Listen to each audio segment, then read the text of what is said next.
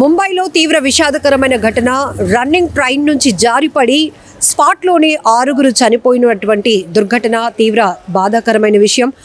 Local ట్రైన్స్కి విపరీతమైన demand ఉంటుంది. అందులో ముంబైలో ఉన్నటువంటి లోకల్ ట్రైన్స్లో ప్రయాణం అంటే ఒక నరకం అనేది చెప్పాలి. లక్కీ అని ఎప్పుడు అంటారంటే, సో సేఫ్గా అక్కడ జర్నీ చేస్తే మాత్రం అదృష్టవంతుడురా అనే స్థాయిలో అక్కడ రైలు ప్రయాణాలు ఉంటాయి. ఇప్పుడు ఈ దుర్ఘటనకు సంబంధించి జనరల్గానే వీకెండ్ తర్వాత ఎవరి హడావిడి వాళ్ళది. త్వరగా ఇళ్లకు వెళ్ళిపోవాలని, త్వరగా ఆఫీసులకు వెళ్ళిపోవాలని, కాలేజీలకు వెళ్ళిపోవాలని, గమ్యస్థానానికి త్వరగా చేరుకోవాలి అనేది ఇక్కడ ప్రయాణికుడి లక్ష్యం.